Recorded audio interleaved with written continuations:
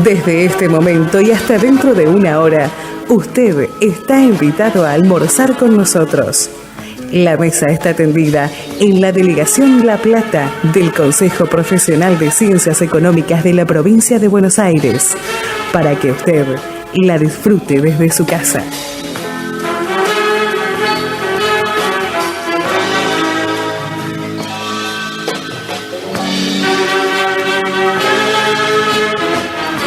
Los radioalmuerzos por LR11 Radio Universidad Nacional de La Plata.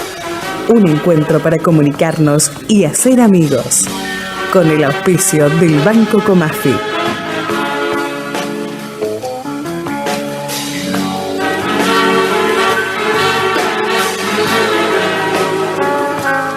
Son nuestros invitados en la audición de hoy. Para hablar de esquizofrenia, todo lo que hay que saber, nos acompaña Marta Sagastume, que es miembro de la comisión directiva de la Asociación de Ayuda de Familiares de Personas que Padecen Esquizofrenia, AAFE. De la misma institución, también miembro de la comisión directiva, Susana Brack. Y de la misma institución, como asesor médico, el médico psiquiatra Dr. Pedro Rafael Gargolov.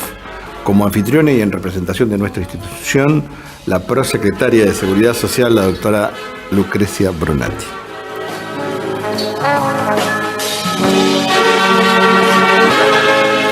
Los radioalmuerzos, con la conducción de Mario Sarlangue.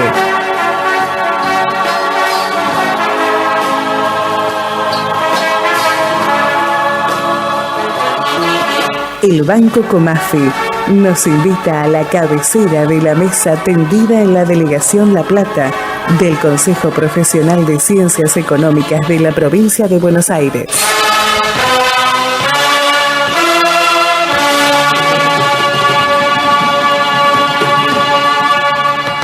Estamos en el aire, ¿cómo les va? Buenos días y bienvenidos. Buenos días. Un gusto, gracias por venir. Gracias, bueno, gracias a usted por la invitación. Bueno, están los miembros de la Asociación de Ayuda de Familiares de Personas que Padecen Esquizofrenia. Ustedes saben, cuando uno no conoce mucho sobre este tema, dice, ¿de dónde lo encaro? Diga que uno ya es grande, es un adulto mayor, entonces, digamos, puede hacerlo esto desde un lugar muy sano, porque todos sabemos que padecemos alguna problemática y sobre todo, casi todos tenemos algún trastorno psiquiátrico, alguno que esté analizado y tratado y otro que no, así que bueno, lo hacemos de un lugar muy, muy sano. Pero yo voy a hablar con ustedes inmediatamente, pero yo necesito definir la enfermedad, doctor. Hago la aclaración de que el doctor Rafael Gargolov es matrícula provincial 14.372 para cumplir esto con las disposiciones en vigencia de nombrar al profesional por su número de matrícula. ¿Por qué no definimos la enfermedad, doc? Pedro Rafael. Pedro Rafael, ¿yo qué dije? Rafael solo. Pero Pedro bueno, Rafael. Está bien. Digamos las cosas, llamemos a las cosas por su nombre. Bien. Bueno, sí, la esquizofrenia es una enfermedad mental de curso crónico, es decir, que su presencia se da en el transcurso de la vida. Perdón, cuando dice el transcurso de la vida, ¿quiere decir que no se nace con esquizofrenia? Ahí ya tendríamos que entrar dentro de los causales de la enfermedad. Pero quería definir simplemente dos o tres características, sí. ¿No? El curso crónico, la evolución frecuentemente con recaídas, o lo que frecuentemente se utilizaba como denominación brote, y que es una enfermedad que, si bien antiguamente tenía un pronóstico bastante desfavorable, por eso su primera denominación en los casos más severos era demencia precoz, porque se daba tempranamente en la edad de las personas y tenía un curso con un pronóstico desfavorable, y lo de precoz era para diferenciarlo de otro tipo de demencias, como las demencias seniles. Pero bueno, esta enfermedad tiene, en principio, en cuanto a causalidad, no se puede identificar un solo factor que pueda explicar ninguno de los casos de esquizofrenia que se dan en la sociedad. Por eso se habla de factores genéticos que tienen que ver, desde luego, con la relación que puede haber de familiaridad. Digamos, si uno habla de cuál es la frecuencia que se puede dar en la población en general, se habla de un 1%, o sea, 1 de cada 100 personas seleccionadas así al azar en la comunidad va a tener esta enfermedad, va a padecer esta enfermedad. Pero si acercamos ese vínculo a nivel de, por ejemplo, de un padre esquizofrénico, la probabilidad de que el hijo tenga esquizofrenia es del 10%. O sea, que aumenta, es probabilidad. Esto no quiere decir de ninguna manera que va a ser esquizofrénico. Sí, claro. Porque hace falta la suma de otros factores. Y si se habla de que son gemelos univitelinos, es decir, lo que se llama gemelos idénticos, con la misma carga genética, o sea, que derivan de un mismo espermatozoide. Ese dato que va a dar me sorprende muchísimo. Bueno, en este caso, la probabilidad de que se dé es de un 50%, pero no de un 100%. Es más fácil sacarse el loto, digamos, es una cosa increíble. Realmente yo, el dato que lo conocía, porque usted me lo había dicho antes, digamos, me sorprendió muchísimo. Claro. Porque es un componente que, digamos, a ver, digamos, y ahí entonces inmediatamente me imagino que entre ustedes debe surgir, porque a mí, ¿no? ¿Esto les ha pasado en algún momento? ¿Se lo han preguntado? ¿Sí? Supuesto. ¿Por qué a mí? Sí. Y bueno, la respuesta es ¿por qué no a mí? Claro, bueno, está muy bien. Ahora, ¿usted me podría contar la historia, digamos, dentro de lo que puede, de lo que quiera, digamos, cómo usted llega a descubrir, digamos, insisto, yo se lo dije fuera del micrófono y lo digo de nuevo ahora. Nosotros queremos crear conciencia, nada más que eso, así que la experiencia de cada uno nos ayuda. ¿Cómo descubre que su familiar es esquizofrénico? ¿Qué le pasa? Es decir, ¿qué síntomas tenía? No, porque el doctor me lo va a poder explicar desde el lado médico, pero usted me lo va a poder explicar de su condición de mamá. Sí, bueno, las conductas anómalas, digamos, en el caso de mi hijo era... ¿A qué edad? No, esto fue un poco tardío, como tenía 28 años más o menos. Ajá. Un delirio, digamos, de que estaba una novia esperándolo en el altar, entonces se fue allí. La tal novia era simplemente una amiga que no tenía la menor idea del tema. Ahí fue atendido, después tuvo realmente esos síntomas se intensificaron y hubo necesidad de internarlo. Tuvo una internación de 2 meses esa vez. Y bueno, ahí la convalecencia muy lenta. ¿De cuánto tiempo? ¿Año y algo? Más. Sí, como 2 años por lo menos. Después tuvo una recaída, pero y después otra más, pero ya no tuvo internaciones. Los síntomas por los que uno se da cuenta, hay cosas escritas sobre eso, no sé si interesa que las lea. Siempre que pero usted trate de sin leerlas, trate de contármelas. Sin claro, importa. son cosas que, bueno, digamos, en el caso mío era una conducta totalmente anómala y evidente que algo estaba mal. Pero yo bueno, podría agregarle una cuota de humor a esto, si usted me lo permite, porque al fin y al cabo vinimos también a sonreír un poco. Sí, claro. Digamos, lo del casamiento era evitable. Usted tranquilamente puede hablar con su hijo que en buena hora que alguien haya tenido un delirio y que después no se cumplía, digamos, una cuota de humor. También no viene finalmente mal. Se casó y es muy feliz. Sí, bueno, vio que el destino y la vida también tiene su...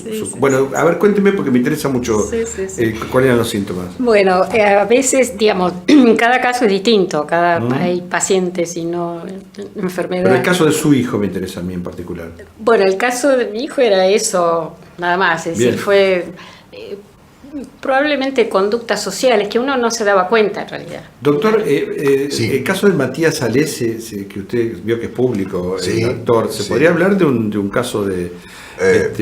porque se habla de... Obviamente que hasta donde de un delirio místico. Hasta donde yo sé, creo que no se ajusta. Pues sería un delirio místico, no tiene nada que ver con esto, ¿no? Bueno, a ver, delirio místico significa una convicción delirante, una convicción irreductible, ajena a la realidad, cuyo contenido tiene que ver con cuestiones religiosas, creerse Dios, por ejemplo, claro, ¿no? O, o la Virgen María, en todos casos, si es Perdón, mujer. Pero esa entonces me está defraudando, doctor. Esa convicción. Así que yo no soy Dios. No, ya Ay, doctor, ya, mire lo que debe venir a hacer un programa. Ya lo confirmamos. ¿Está confirmado? Sí. Uy, usted no sabe lo que va a costar esto. Claro, no. No, decía bien, que en ese caso, digamos, esto del delirio místico puede darse tanto en una persona que consume drogas, ¿no? Y que tenga entonces una duración episódica, en todo caso relativamente breve, se puede dar también en un trastorno bipolar, en un episodio maníaco, digamos, lo contrario a la depresión. Hay casos de delirio místico y también el delirio místico forma parte de lo que puede verse en pacientes esquizofrénicos. El delirio erotomaníaco, esa es la denominación técnica que tiene lo que describió Marta recién en El Hijo, aunque lo más frecuente en el caso de la esquizofrenia son los delirios más bien de tipo persecutorio o de perjuicio, ¿no? De creerse perseguidos, estar absolutamente convencido de que hay una intención de dañarlo, ¿no? A él. Esos son los delirios más frecuentes. Claro, yo pensaba en el diagnóstico porque también el depresivo en algún momento siente alguna persecución, ¿no? Aunque sea un componente lejano. Sí, puede haber. De todas maneras, es cierto que el diagnóstico no se hace con un síntoma. No, está claro. Con la manifestación, sino con... ¿Es la esquizofrenia una personalidad psicopática? No, definitivamente no. Sin lugar a dudas que no, y ese fue uno de los... ¿Cuál es la diferencia? Disculpe, porque para mí es un dato interesante. Sí. Bueno, en verdad cuando se habla de esquizofrenia se habla de una enfermedad, que es un proceso que a lo largo de la vida tiene fluctuaciones, puede tener periodos de agudización con episodios psicóticos, donde hay una pérdida de contacto con la realidad y en ocasiones tan severos que pueda requerir internación, a periodos estables y recuperación, como son los casos de los dos hijos de las personas que nos acompañan y que forman parte de la comisión directiva de AFE. Pero ese es un curso evolutivo posible, ¿no? Doctor, tengo que hacer una pausa, pero antes le hago una pregunta por sí o por no, si es que se puede, y a la vuelta la contestamos o la evaluamos. ¿Es el enfermo de esquizofrenia un enfermo peligroso para la sociedad? Bien, con seguridad que no en términos estadísticos, en términos de probabilidad. Ahora me explica por qué. Ahora lo explicamos. Después de la pausa, ya estamos volviendo. En la vida siempre hay que tomar decisiones. Como esa vez que un playero me preguntó, ¿súper o común? Mi bolsillo y yo queríamos común. Pero pensé en el auto y le dije, súper. O cuando aquel mozo me dijo, azúcar o edulcorante. Me gusta el azúcar, pero mi cuerpo prefiere edulcorante. Y acá estoy hoy, frente a una cajera que sin saberlo pregunta, ¿tarjeta o efectivo? Entonces me acordé. Banco Comafi me reintegra el 3% de IVA si pago con tarjeta. Y además puedo acceder a descuentos automáticos de hasta un 30%. ¿Qué le iba a decir? Tarjeta, señorita, tarjeta. Banco Comafi. Mi nuevo banco. El reintegro del IVA se realizará de acuerdo a lo establecido en la Resolución General número 1486 de AFIP.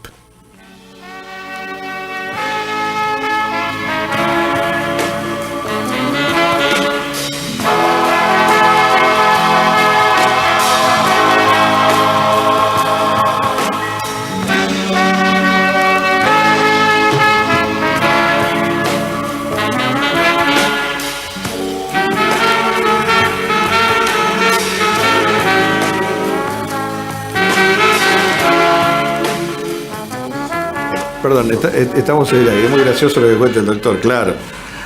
Yo decía porque, ¿saben qué? Miren, yo se los voy a contar a ustedes, porque yo no tengo reservas con ustedes, me refiero a los oyentes.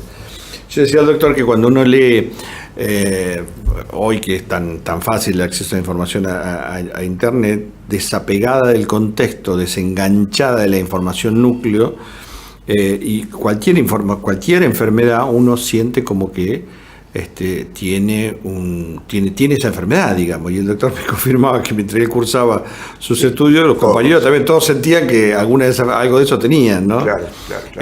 Bueno, ahora respondemos a usted le había quedado pendiente algo antes de... Sí, discriminar un poquitito más respecto de lo que es la enfermedad, la esquizofrenia como un ejemplo de enfermedad, y lo que son los trastornos de personalidad o la personalidad psicopática. En verdad, los trastornos de personalidad, entre los cuales la personalidad psicopática es uno de los ejemplos hoy más conocidos, se refiere a una forma de ser, es algo que es un comportamiento y un conjunto de actitudes que se desarrollan en la adolescencia y después permanecen estables en el resto de la vida. Y a diferencia de las enfermedades que, como dije, y la esquizofrenia es un ejemplo, tienen una evolución fluctuante en el transcurso de la vida. ¿No? Está muy bien. Susana, ¿me cuenta su experiencia? Bueno, yo tengo un hijo varón que empezó con problemas de aislarse, no salía del cuarto, es muy común en estos casos, y bueno, hasta que yo insistí, pensé que era crisis de juventud, de adolescencia, esas adolescencias. ¿Qué edad tenía a esa altura? Y en esa altura ya tenía 20 años. Y bueno, pensé que era eso, pero cuando un día lo llamé y pensé que tenía que poner un poco rígida para marcar un poco límites en casa, bajá que es hora de comer, bajá que hay que hacer tal cosa, me dijo, mamá, tengo un montón de locura en la cabeza, no me exijas lo que no puedo, déjame. Entonces me di cuenta que algo pasaba, lo empecé a observar y vi que caminaba en el patio de un lado para otro, que hablaba solo, que gesticulaba. Entonces le digo, hijo, hay que ir al médico, algo pasa en tu cabeza. De esto voy a salir solo, mamá, no te preocupes. Bueno, tardó 2 años en ir al médico, con una lucha mía permanente. Y no salió solo, claro. No, de esto no se sale solo. Necesita una contención médica, el medicamento, el psicólogo. Es compleja la enfermedad. Pero uno se imagina la esquizofrenia con componentes, porque permítanme que les traslade. Yo antes de venir a los programas siempre le pregunto a mucha gente, digamos, hay un conocimiento subyacente que es maravilloso, que es el de aquel que no sabe nada. Aquel que no sabe nada tiene un conocimiento tan fabuloso para mostrarnos y para enseñarnos. El que no ha leído nada, ¿se entiende lo que digo? ¿No? Sí, el que no ha leído nada, decime esquizofrenia. Son locos que si te agarran, ¿no? Es decir, te matan, te agarra un esquizofrénico y te mata. ¿Su hijo, por ejemplo, era agresivo? No, nunca lo fue, jamás. Pero el problema de él, cuando por ahí levantaba la voz, que yo le decía, bueno, vamos a almorzar, bajá, por lo menos almorzá y después te vas. Entonces me dijo, mamá, me enloquecen las voces, déjame tranquilo que las voces me están enloqueciendo. Es decir, tenía un bombardeo de voces que nunca pude saber qué le decían, porque a veces voces son como órdenes, pero nunca supe qué le ordenaban. Eso es mi gran problema, de qué ordenan, mata a tu padre o pégale al gato, no sé. Ese fue mi gran problema, que hasta ahora existe, que por suerte las voces desaparecieron con el tratamiento. Voy a hacerle una pregunta, digamos, en el caso de ustedes, no quisiera que se identifiquen, pero porque yo cuido estas cosas nada más que por pudor, nada más. ¿Ustedes admiten o advierten que hay un componente hereditario? En el caso de ustedes, ¿estaría dentro de lo que podría ser un componente? En mi caso sí, está bien. Bueno. En mi caso no sé, porque a los locos siempre se los puso en el cuartito del fondo. Claro. Nadie dijo, de mi pareja, por ejemplo, de mi esposo, mirá, yo tuve un tío que tenía esas cosas. Claro, nadie. claro. Y cuando uno indaga un poco, dice, no, era nervioso, Sí, pero sí. no pasaba nada. Entonces, Sí. de mi familia, yo sé que no, porque mi madre se sinceró conmigo y me dijo, mira, que yo sepa, no.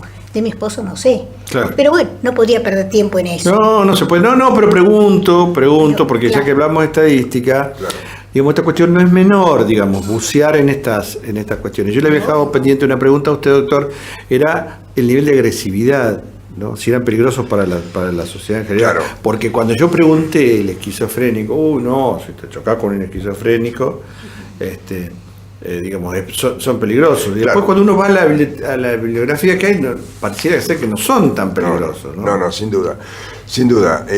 Hay digamos, la violencia en la persona que padece esquizofrenia, porque es bueno hablar en estos términos, la persona que padece esquizofrenia, no decir el esquizofrénico. A ver, ¿por qué está bien la corrección, doctor? Y sin lugar a dudas que es fundamental. A ver, estamos hablando de una persona que tiene una enfermedad.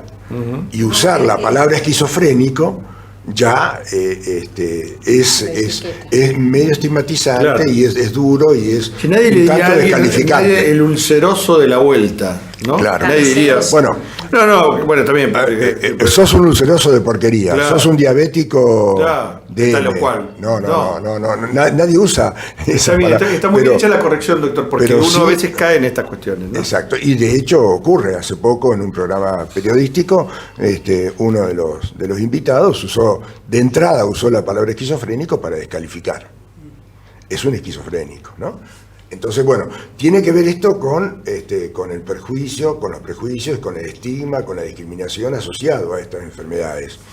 Y una de las que más fuertemente y erróneamente están vinculadas a la esquizofrenia es que son violentos. Y en realidad no es así.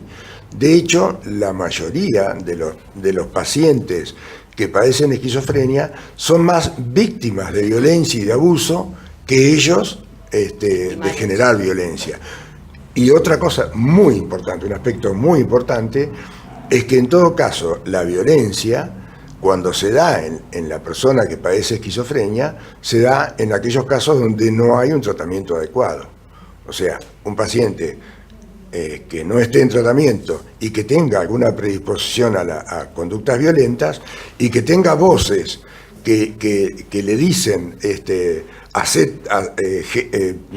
tal cosa, así con ánimo de dañar a una persona porque forma parte del grupo que confabula y está en contra de él y que lo quiere matar, bueno, ahí sí puede darse. Pero estamos hablando precisamente de aquellos casos que son lejos la proporción más baja y que no reciben el tratamiento adecuado. O sea, con tratamiento adecuado, la probabilidad de conductas violentas es extremadamente baja. Marta tiene, me parece, algo para agregar Hay respecto unos de ese afiches porcentaje, españoles que a mí me gustan mucho porque A ver. el título del afiche es: Mi enfermedad mental tiene tratamiento, ¿tu prejuicio tiene cura?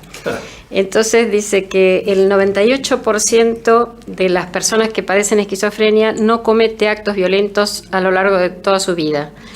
Y el 40% de la población española tiene el prejuicio de que los enfermos mentales son potencialmente peligrosos. Ya, bueno, es lo que yo recogí de esta búsqueda así muy entre casa, ¿no? Sin Absolutamente. ningún rigor científico, pero Sí, y hay muchos otros prejuicios que también condicionan muchísimo a la sociedad.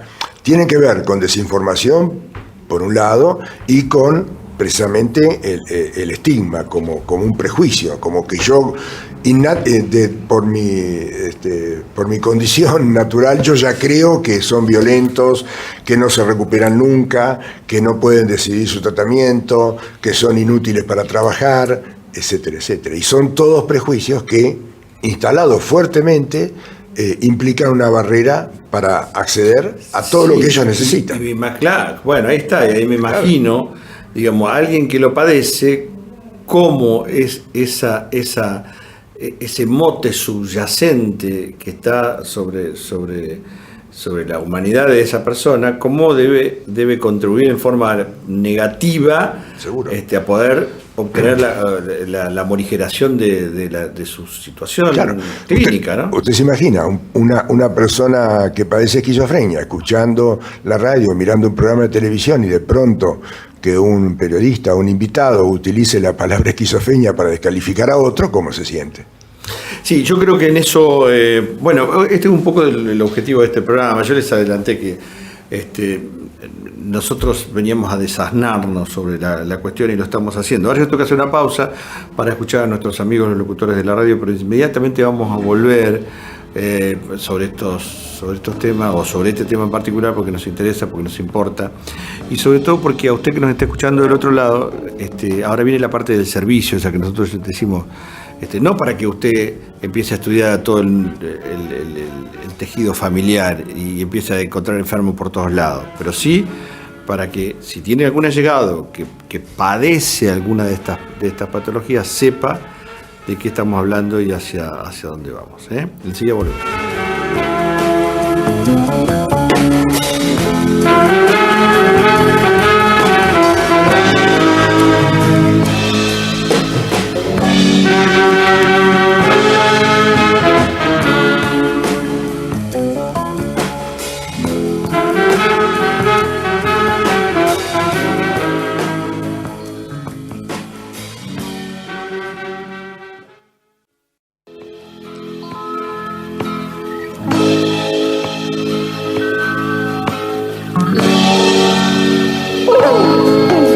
Por Radio Universidad Nacional de La Plata estamos compartiendo los Radio Almuerzos, un programa de la Delegación La Plata del Consejo Profesional de Ciencias Económicas de la provincia de Buenos Aires.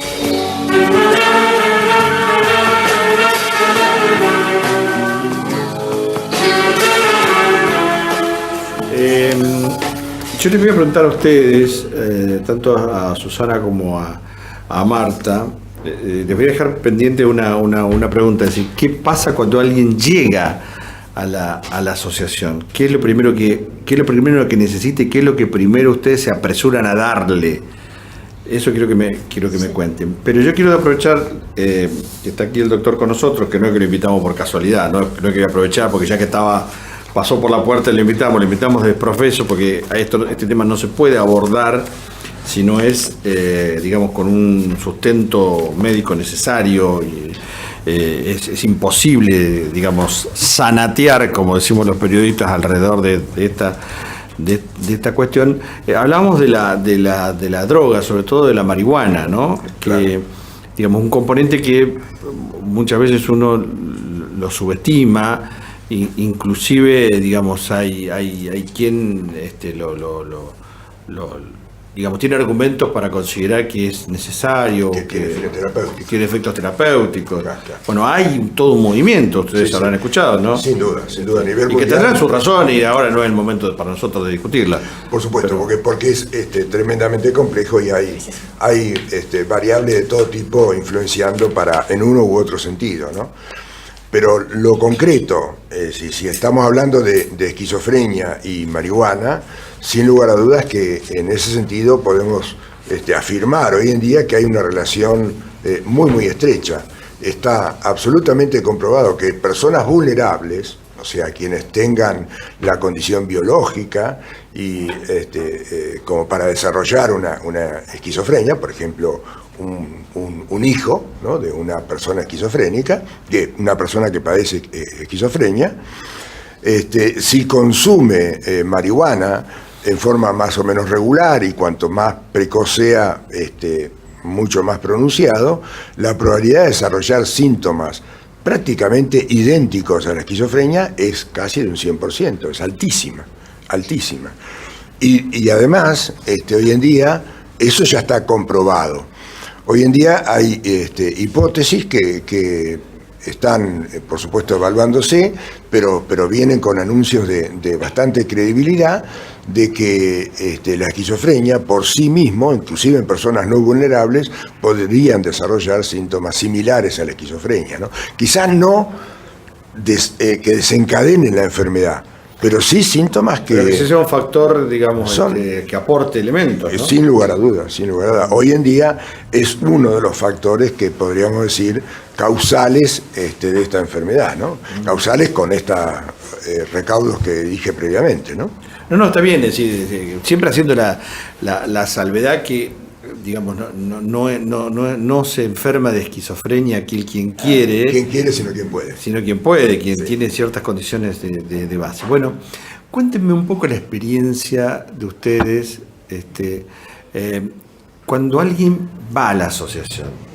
Digamos, yo me imagino este escenario, ustedes corríjanme si me equivoco, pero este escenario, es decir, a alguien que de golpe, digamos, tiene un miembro de su familia que descubre que padece esquizofrenia. Digamos, ahí sí que deben escuchar voces de todo tipo, ¿no? No hay un protocolo, por lo menos si hay yo lo desconozco. La recepción del familiar es de que se acerque y cuente, que desahogue, que hable, que diga todo lo que tenga que decir. Hay gente que sufre mucho, ¿no?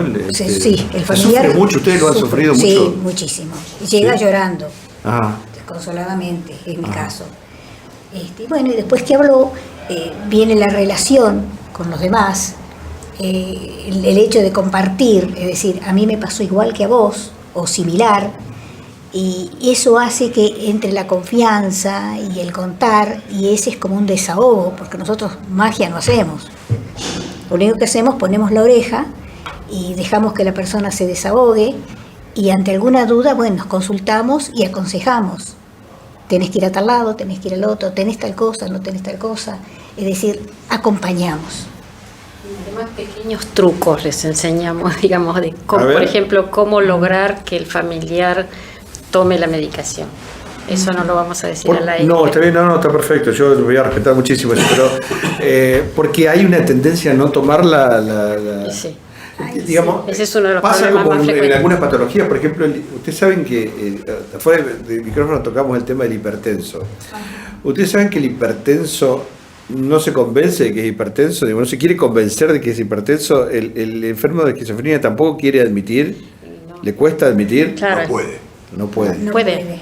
Claro. Es decir, No puede. cuanto más No puede porque, enfermo porque hay un limitante. Porque la misma Porque no enfermedad, funciona bien. claro, porque la misma enfermedad se acompaña en la mayoría de los casos De una negación. de lo que llama falta de conciencia de enfermedad. Es decir, Perdón, no. y cuando están en otro estadio superador del primero, Ahí sí. digamos, a alguien se le puede decir, mira, vos sos un enfermo de esquizofrenia, Se le debe decir. se le debe decir, tenés este diagnóstico, tu comportamiento puede llegar a ser cuando sientas tal cosa debes actuar de tal manera. Cuanto más sepa, mejor. Está bien. Cuanto más sepa. Ahí, digamos, la conciencia, digamos, ¿se puede llegar al nivel de conciencia total o es parcial? Verdaderamente depende del caso. yo creo que es parcial, ¿no? A ver, una conciencia absoluta, no sé si alguna vez puede llegar a lograrse. Creo que es una ambición que en realidad no se da tampoco en enfermedades no psiquiátricas, la hipertensión, diabetes, ¿no? En todos los casos o en algún caso en particular. Pero lo cierto Bueno, es que el enfermo de cáncer, esto es un hecho comprobado, digamos. Yo hace muchos años a mí me lo plantearon este tema hasta que uno no tiene un enfermo cerca. El enfermo de cáncer primero produce un shock cuando le dicen que tiene cáncer, pero después cree que es el único en el mundo que se va a salvar, digamos, digamos, yo no sé si cree o necesita o si se aferra a eso. Lo cierto es que, digamos, es el que se va a salvar, él se va a salvar porque lo va a vencer, digamos, y en buena hora, digamos, en todo caso, Sí. ¿no? Que pase eso, pero sí. Pero sabemos que, obviamente, quizá dependa mucho, sí, de esa convicción. Es decir, cuanto más Claro. convencido está, probablemente tenga mejores herramientas, no solo psicológicas, sino biológicas, como para... La única resolver. solución es la farmacológica, doctor, digamos, la solución de base. No puede faltar. Ah, O sea, hecho el diagnóstico de esquizofrenia, la medicación resulta una herramienta, en todos casos, por decirlo de alguna manera, absolutamente imprescindible. Absolutamente imprescindible. Es decir, no puede faltar la medicación y felizmente hoy en día, o en estos últimos años, ha habido una mejoría sustancial muy, muy importante en los medicamentos, ¿no? En cuanto a no tanto en cuanto a su eficacia, sino en cuanto a la menor proporción de efectos adversos, con lo cual hace que el paciente lo tolere mejor y lo acepte mejor, o por lo menos no lo rechace tanto, ¿no? Y no solo medicamentos con este perfil mejorado, sino medicamentos que permiten su administración, en el caso puntual de personas que no tienen conciencia de enfermedad y cuya toma de la medicación a largo plazo resulta muy difícil, medicamentos que pueden aplicarse vía inyectable intramuscular con una frecuencia de cada 15 días o cada mes, o ahora hay un producto que va a ser cada 3 meses, o sea, 4 veces por año la persona... no, maravilloso, claro. Por eso, sin lugar a dudas. Bueno, también No, los sobre todo laboratorios para han visto aquel que eso está como un negocio, pero no, verdad, está bien, es un pero sobre todo beneficio para aquel que la está en un salud. estadio en el que no, por lo menos para el primer estadio, yo diría, un primer año así, digamos, facilita mucho las cosas, Claro, porque sí, el sí. entorno familiar debe sufrir mucho esta cuestión, además. Cada vez que le tienen que dar la medicación, como decía Claro. Marta recién, y bueno, como todos los familiares tienen esa experiencia, es una lucha. Entonces, a cancelar esa dificultad con una medicación administrada con sus ventajas y desventajas en forma inyectable, bueno, resulta... Esto es simplemente para traer el mensaje esperanzador. Bien, Marta, ¿qué iba a decir? Perdón. No, una cosa que viene ligada a eso, que no se toma conciencia socialmente de cómo han mejorado los tratamientos sustancialmente. Antes, dicho por el doctor, lo único que se hacía prácticamente era doparlos, porque no había otra forma de tratar. La sedación. Claro, y en cambio ahora el paciente puede llevar una vida normal. Entonces la gente común no sabe eso, entonces piensa que siempre un enfermo de esquizofrenia tiene alteraciones que lo convierten en un ser peligroso, por ejemplo. Sí, o en un zombie, ¿no? O un zombie, o claro. La medicación. Sí, sí. Claro, es todo un Claro. tema, ¿no? Y con lo que queda, digamos, sin posibilidades de operar en la cotidianeidad, digamos, Claro. ¿no? Es decir, alguien que porque, digamos, bajarle los decibeles pareciera ser una solución, pero una solución sin producción, sin... Claro. Sí, para que no moleste, digamos, Claro. pero no para la persona. Sí, esto tiene que ver, bueno, con... Pero digamos, a ver, Sí. busquemos la mirada, como usted decía, doctor, me encantó eso de que Esperanzador. busquemos, claro, Sí, busquemos mirar porque existe, porque es así. Por eso, es curable, a ver, yo estoy exagerando, no es curable, pero es controlable. Absolutamente. Y es casi, mire, déjeme que yo utilice la licencia que usted no me ha otorgado, porque usted habla en nombre de la ciencia, déjeme creer que entonces, si es controlable a un nivel extremo, es casi curable.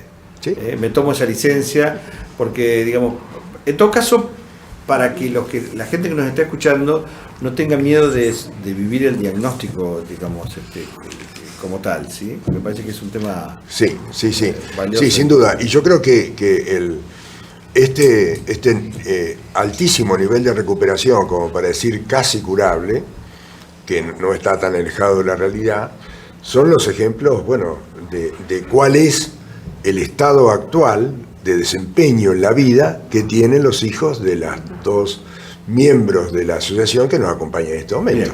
Bien. Voy a hacer una pausa. Además llegó la comida caliente no espera, ustedes saben cómo son estas cosas, ¿no? Bien. Hacemos una pausa y volvemos en un instante nada más. Señores, estamos en los Radio Almuerzos, el programa de la Delegación La Plata del Consejo Profesional de Ciencias Económicas de la provincia de Buenos Aires. En la vida siempre hay que tomar decisiones. Como esa vez que un playero me preguntó, ¿súper o común? Mi bolsillo y yo queríamos común. Pero pensé en el auto y le dije, súper.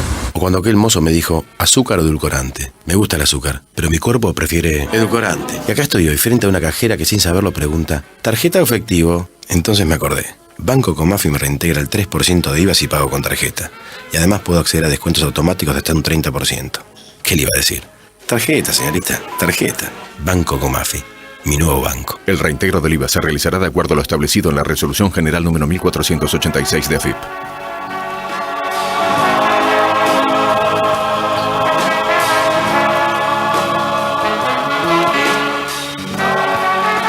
Estamos en el aire, perdón, estamos en el aire. La doctora Lucrecia Brunati en esta pausa formuló, digamos, ante un relato que hacía el doctor, habló de la rehabilitación y ella se preguntaba eso, ¿no? ¿En qué consistía la rehabilitación del Claro. paciente? Sí, cuando se habla en realidad de rehabilitación, en verdad está más enfocado a pacientes que están internados en forma crónica o durante mucho tiempo. Perdón, doctor, porque Sí. la idea de rehabilitación supone uno cuando habla de rehabilitación siempre lo habla desde el punto de vista kinesiológico, kinésico, digamos, Claro. ¿no? Pero siempre piensa en eso, la rehabilitación. No hay una rehabilitación de otra naturaleza para el uso cotidiano, sin embargo lo hay. La hay, sí, sin duda. Y el concepto es que rehabilitar a la persona para que funcione, para que tenga un desempeño en la sociedad de la manera más armónica posible. Y eso está dirigido particularmente a aquellos pacientes que por estar internados mucho tiempo o aislados mucho tiempo, u otras condiciones, han perdido precisamente su aptitud para desempeñarse en la vida diaria, como puede ser desde el uso del transporte público, administrar el dinero, cómo comunicarse más eficientemente con otras personas, cómo mejorar su capacidad laboral. Es decir, a eso se refiere la rehabilitación, ¿no?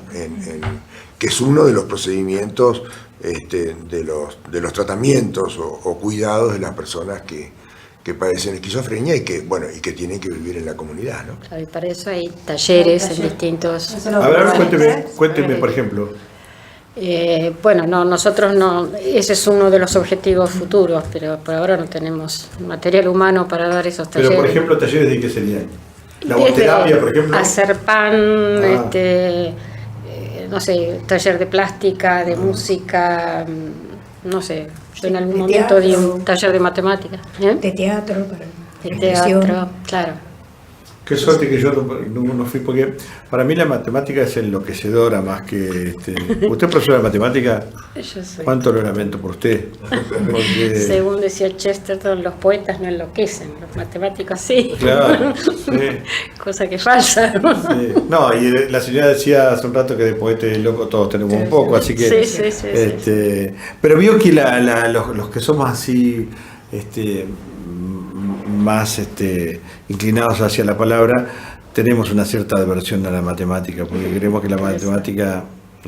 Porque se las enseñaron mal. Es verdad, es verdad. Exactamente, no te es verdad. enseñaron para qué aplicar matemáticas. Claro, la aplicamos todos los días, sí. Estadística para el negocio. La aplicamos permanentemente, eso es cierto, ¿no? Es decir, uno con el paso de los años advierte que es clave, fundamental aprender matemáticas. ¿Cómo viven hoy?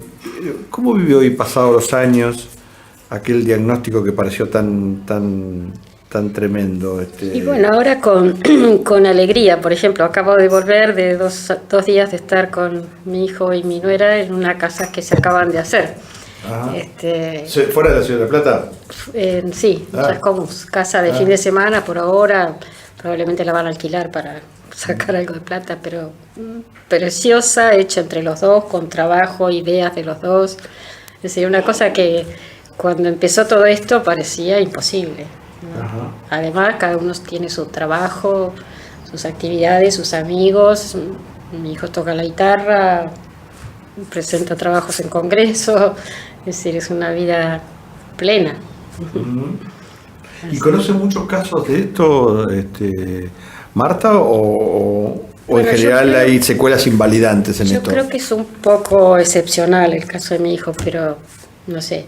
Yo voy a la institución un poco como esperanzadora de los que están en camino, ¿no? No sé, nunca se sabe cada caso cómo es, cómo evoluciona. ¿Cómo fue el día que descubrió la enfermedad de su hijo?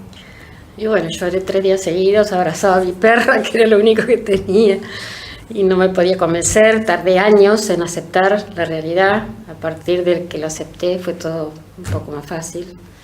Y después la convivencia, el trabajo en equipo con la psiquiatra, el psicólogo y mis hijas, que felizmente me apoyaron en todo momento. Éramos Usted tenía otros hijos, 2 hijas más. Sí. 2 hijas que no tienen ningún problema, No tendrán otros problemas, Claro. claro. Claro. Sí, Sí, porque libre todos de tienen problemas, problemas, pero- el que esté libre, no de culpa, sino el que esté libre de problemas que tiene Sí. la primera piedra. Susana, ¿usted hoy cómo se siente? Bien. ¿Siente que aquella intervención, digamos, de mamá, Sí, la lucha de la madre no para nunca. En estos casos estamos siempre al pie de guerra. Agradecida por... Pero usted me parece que tiene una ventaja Los profesionales sobre que- Marta, ¿usted sabe? ¿Sí? Usted tiene una ventaja, sí. Porque Marta es suegra y usted no me parece que... tiene No, la- no, todavía no. ¿Todavía? Los hijos, ¿Ve? sí. ¿Ve No, que tiene no, una no. ventaja? Porque, ojo, Todavía Ojo, sigo ser suegra mandando es yo. un título que no es un título honorífico, ¿eh? Ojo. No, me llevo muy bien con mi nuera. Pero bueno, bien. Mi hijo se ha recuperado bastante. Ajá. Eso no quiere decir que baje los brazos, porque No, claro. el mío es muy sensible. Pienso que en estos casos puede haber un exceso de sensibilidad. Hasta ahora está de novios, te llevan muy bien, pero ¿cómo son las parejas? No sabemos mañana qué puede pasar. Y sería curioso, ¿y las parejas saben de la problemática de los Sí, hijos de sí. ustedes, sí? Sí. ¿Es recomendable que, digamos, decirlo? Sí, absolutamente. Digo, le quiero hacer una aclaración perdóneme, no puedo con mi genia, yo le quiero hacer una aclaración a Marta. Ella dice, yo estoy muy contenta con mi nuera. Es decir, que nosotros nos gustaría saber qué opina la nuera. ella también está no, contenta conmigo. no, Marta, generalmente uno está contento con la nuera. El tema es la nuera como está con la suegra. Ese es el No, problema. es recíproco. Sí, Bueno, sí. y entonces, Doc, la medicina nos da una mirada esperanzadora sobre el tema. Sin duda, sin duda. Como bueno, anticipábamos hoy, o comentábamos hoy el tema de la medicación, que resulta el pilar, ¿no?, sobre el cual se edifica toda la recuperación, la expectativa de recuperación del paciente, con cambios innovadores en los nuevos fármacos, sobre todo en que tienen menos efectos adversos y quizás algunas mejorías en algunos aspectos de la enfermedad, como es la parte cognitiva, ¿no?, o afectiva, digamos, en la evitación de depresión. Pero también, desde luego, con los otros recursos terapéuticos, ¿no?, desde la psicoterapia, bueno, en algunos casos el acompañamiento terapéutico, que es un dispositivo que cada vez se utiliza más en determinados casos donde está indicado, como hablábamos hoy de la rehabilitación, y por supuesto todo lo que es el trabajo de la familia, ¿no? Precisamente ese es uno de los pilares, por eso precisamente la asociación, y esto es importante que lo transmita, tiene dentro de su proyecto, más o menos inmediato, hacer un taller, un curso de capacitación. Bien. Para los familiares. Usted lo está transmitiendo en este momento. Sí, exacto, sí, que lo hemos hablado, lo venimos hablando, hacer cursos precisamente para capacitarlos en mejorar sus habilidades para un afrontamiento más eficaz en los problemas cotidianos. Bien, ustedes saben que estamos terminando el programa, nos estamos cayendo casi del programa, sí. Pero yo no quiero, yo siempre dejo para el final esto. A ver, aquel que tenga diagnóstico fehaciente, sospecha mínima, indicios vehementes, indicios probables de estar en presencia de un enfermo de esquizofrenia, ¿a dónde deben concurrir? ¿Qué día? ¿A qué hora? Porque seguramente ustedes sabrán orientarlos, ayudarlos y darles sobre todo el acompañamiento y una orientación médica también, ¿no? A ver. Claro, el protocolo de crisis es algo que nosotros estamos tratando de lograr, pero que en este momento no existe. Es decir, una persona que tiene un enfermo en crisis no sabe realmente a quién recurrir, y las personas de los hospitales no saben cómo actuar en esos casos. Bueno, ¿y ustedes qué recomiendan? Digamos, ¿a dónde se puede ir a verlos? A ver. A vernos a nosotros. Sí, ustedes. Sí. Bueno, en Islas Malvinas, Centro Cultural, los segundos sábados de cada mes a las 10 horas. Este sábado próximo no, porque es feriado largo. No importa. Los segundos sábados de cada mes y no es feriado. Sí. Y tenemos la página de AFE, que es aafong.ar. .com.ar. No. aafe.org.ar. Está bien. Y además en Facebook. AFE. Bien. ONG. ¿Susana quiere decir algo más? No. ¿Algún teléfono? No. Está bien con eso. En la página está mi teléfono, otro teléfono, mi mail. Doc, ¿algo más para agregar? ¿Terminar el programa? No, para ratificar, el mensaje de esperanza y de recuperación que hay en esta enfermedad, a pesar de ser, de tener un curso tan crónico y tener toda una historia de gravedad manifiesta, ¿no? Pero Lucrecia Brunati, que ha sido nuestra anfitriona, es la prosecretaria de Seguridad Social de nuestra institución, y va a ser la encargada de despedirlos en nombre del Consejo Profesional. La verdad, Profesional. muy interesante el almuerzo de hoy, y muchas gracias por haber venido. Gracias a ustedes por permitirme. Gracias por haber venido. Espero que les haya gustado lo que Lucrecia y yo cocinamos para ustedes. ¿Vieron? Lucrecia como contadora y yo como periodista capaz que no somos los mejores, pero convengamos que como cocineros nos la rebuscamos bastante bien. Muy bien. Seguramente vos hiciste el café, así que está riquísimo. No vayan a creer, las pastas son mías. Y abundante, tiene razón. Hicimos las verduras al wok, ahí está. ¿Vio cómo se dio cuenta? Vio que tenían un gustito. Sí. Vio que tenían un gustito de oliva y tenían un gustito de acheto y tenían un gustito de aceite de soja, Bueno, gracias de verdad por haber venido, Gracias por tolerar todas estas digresiones. Señoras y señores, nuestro tiempo llegó a su fin.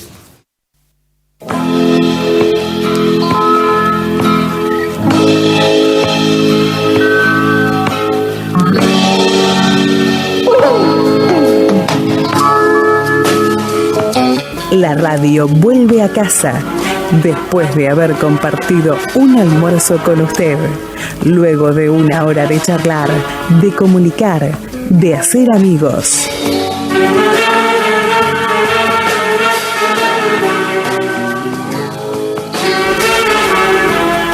Los radioalmuerzos.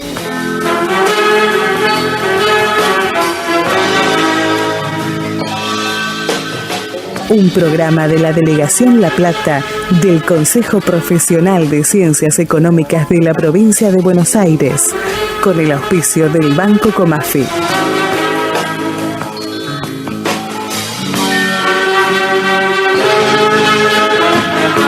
Los radioalmuerzos o los almuerzos de la radio, con la conducción de Mario Sarlangue.